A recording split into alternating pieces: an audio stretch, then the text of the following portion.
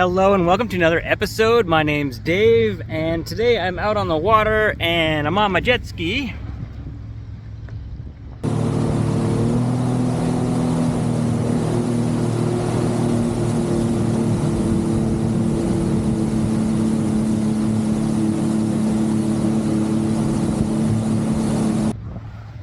And what am I doing today? I have been trying to catch some striped bass. I've been casting for striped bass. Problem is there's too much bait. You know, there's just too many options for the striped bass right now. There's like herring, there's mackerel, there's silver sides, like there's sand eels. They have so much food right now that like it's hard. It's just flat hard to catch these striped bass. So what I've decided to do is I'm gonna switch today's goal. Today's goal is gonna be to catch some squid because sometimes I know that I can catch squid. So let's see if I can catch some squid today. And if I do catch some, I'll bring them back and make calamari.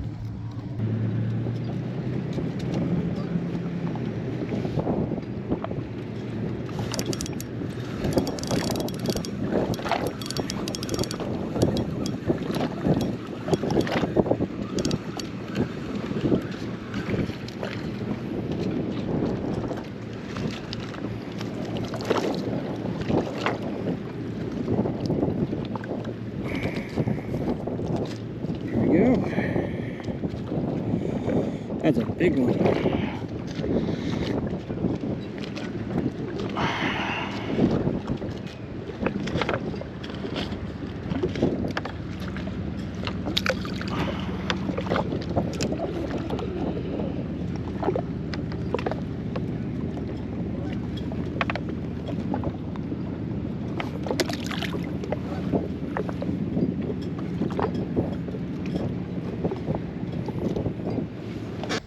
All right, I'm gonna show you the rig that I'm using to try to catch squid. So here's the rig. I have two different squid rigs and a weight. And they're all on a leader. And a squid rig, you know, I've used different colors, green, pink, blue, orange. They seem to like them all. They're equal opportunity, those squid. And what happens is the squid will grab this and then it gets its tentacles caught in these little kind of rakes, these little prongs. And there aren't actually any hooks that are setting here. It's the tentacles getting caught in these little rakes, these little prongs, and that's how you catch the squid. They don't have much of a fight, but they're fun and they taste great.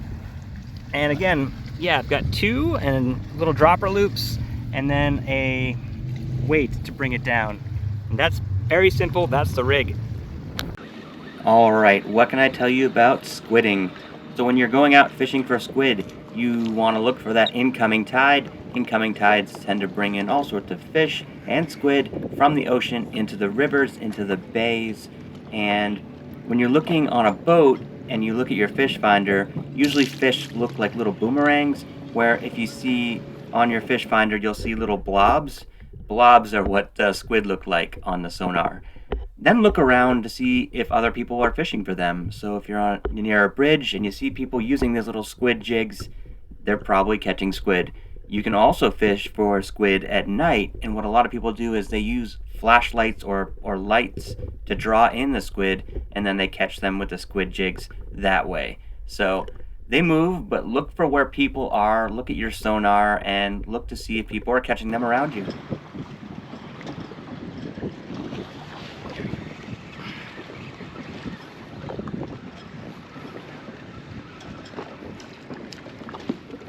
So what I've noticed with squid is that once you pull them out of the water, they're good for maybe one shot of water or one shot of ink. After that, they get kind of deflated. So try to steer the business end of that squid away from your boat or you or your gear, because getting ink on your stuff is a pain. And what I do recommend is if you do get ink on your body, on your clothes, on your boat, is to wash it down immediately so it doesn't stain. So yeah, it's gonna happen. When you go squidding, you get squid ink on you. It's gonna happen. But try to steer the face of the squid, the shooting end, away from you when you're bringing it in, And if you're watching me handle it, you'll notice that I face it away from myself and the jet ski to keep that ink or water off of me.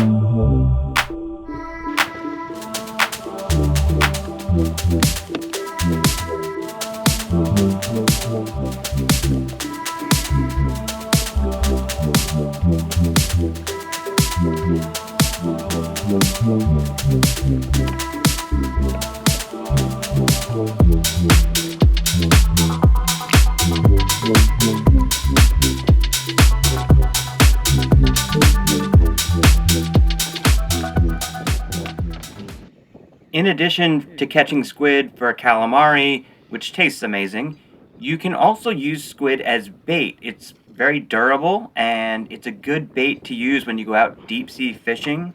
So deep sea fishing out at Jeffrey's Ledge, a lot of times you'll see us bring out frozen squid, and that is just great bait. It cuts really well and it fits on the hook really well and it stays a little bit longer than clams. So just another tip.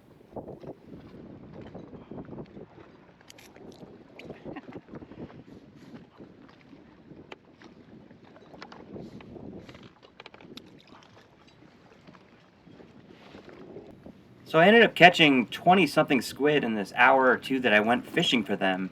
And if you really wanted to, you could have 3 or heck, even maybe 4 squid jigs on one rig. But if you were to catch 3 or 4 squid at once, there's a good chance you're going to get sprayed with ink and it's going to be way too much to handle. And I think 1 or 2 is fine. If you're in the squid, it's not incredibly hard to catch them. So, yeah, that's just a suggestion.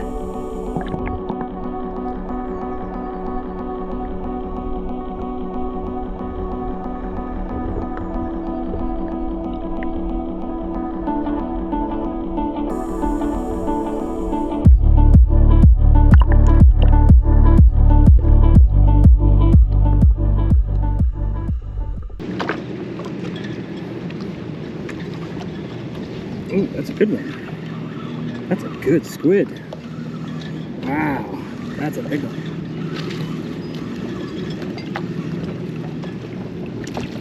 Wow, look at the size of this one. Look at the size of this squid, dude. Whoa. Squid-zilla, dude.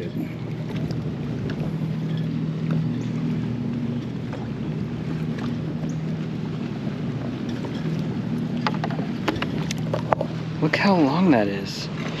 That thing's huge. Let him go. Wow.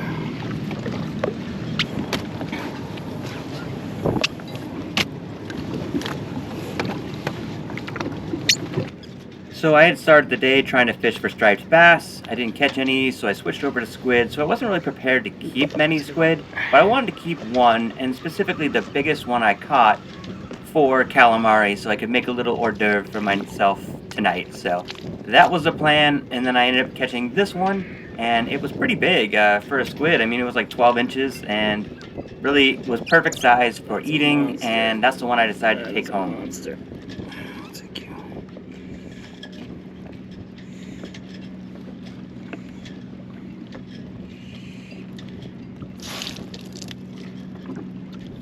So when you want to take a squid out of its misery because you're going to make seafood out of it, put your thumb and index finger between its eyes and squeeze down really quickly, and that's it. All right, so I'm going to head home, and I'm going to go to the kitchen, and I'm going to fry up this calamari.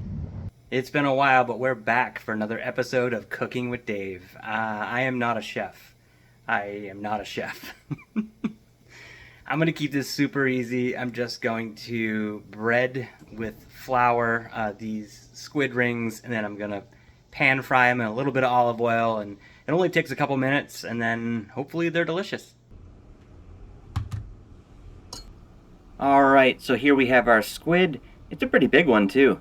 So first things first, take a good sharp knife, and then you want to cut right below the eye, and that will separate the tentacles from the body. So you'll want to feel around in the tentacles. There's kind of a soft, circular, almost like the size of a marble. It's a little bit of a hard spot, and that's just the beak. So what you want to do is just kind of take your thumb and index finger, squeeze, and kind of separate that beak, and then just kind of pull it off. So the goal is to kind of end up with this tube that you can cut into squid rings. So you have to reach your fingers inside the cone there, and then just try to pull out the guts. And you'll try to do it without hitting the squid's ink sac, and that's what I did. I hit the squid ink sac, so it ruptured. No big deal. You can kind of wash it off. That's what I did here, and try not to do that, but learn from my mistakes. Or maybe I did that just to show you guys exactly what it looks like when you make a mess.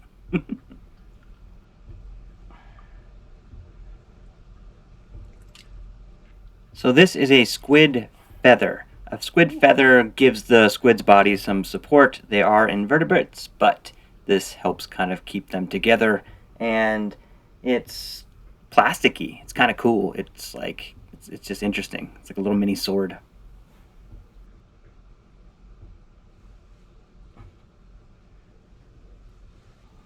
So the main body part with the squid is this cone that I keep referring to as a cone, but it's actually called the mantle. Scientifically, it's called the mantle, but when I think of it as a cone because that's what I'm trying to get at the end. I'm going to take off the wings, I'm going to take off the skin of this mantle, and I'm going to try to make a nice white fleshy cone that I can cut into squid rings.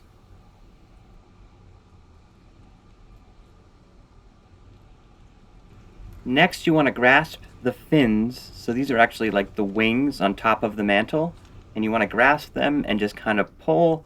And once you kind of give it some pressure and you pull, it will pull away the wings and the skin.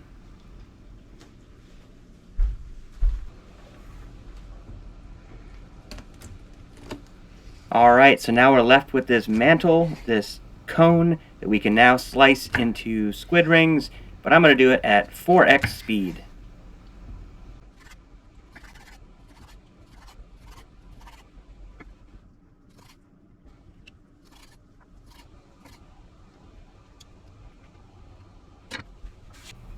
So this is the most basic way to cook it. All I have is just some all-purpose flour. I take the rings and the tentacles, I put it into the flour, mix it in, get it all nice and breaded, and then I'm gonna put it into some hot oil next.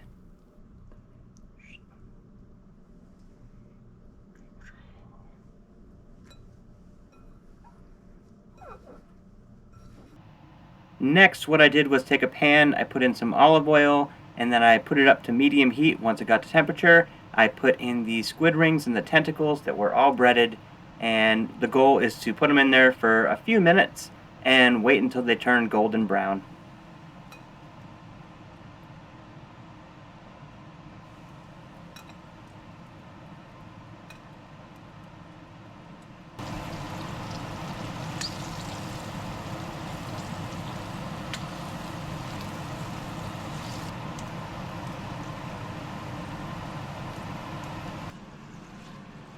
And once they were looking like calamari, I took them out, put them onto a plate with a paper towel on it so it would absorb some of the oil.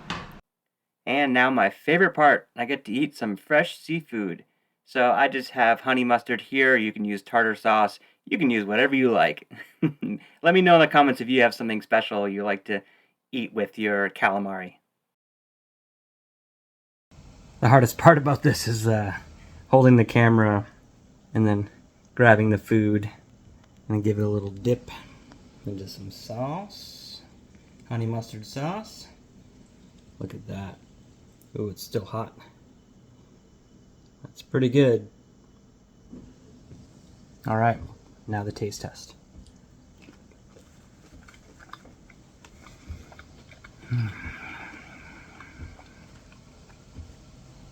Honestly, I would pay for that. I would go to a seafood restaurant and I would eat these all day. And this is a very basic recipe. Literally just cut up some squid rings and then just pan fried them in olive oil with I just had them in just a little bit of flour. I just breaded them a little bit. I didn't have any panko or anything like that. That would have been pretty good. I didn't even really add much in the way of like salt or pepper or anything. And I liked them all the same. So let's have bon appetit. Yeah, squid rings. This was swimming about an hour and a half ago. Now I'm back. I've made some food from the sea, and I'm enjoying every second of it. So that's it for this one. Like it if you like it. Hit subscribe, and then I will catch you on the next one.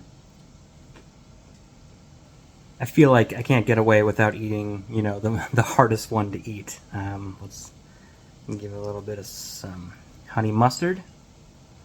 And I'll do this as dignified as I can possibly do it. And I may not show this because it might just be a mess. But here we go.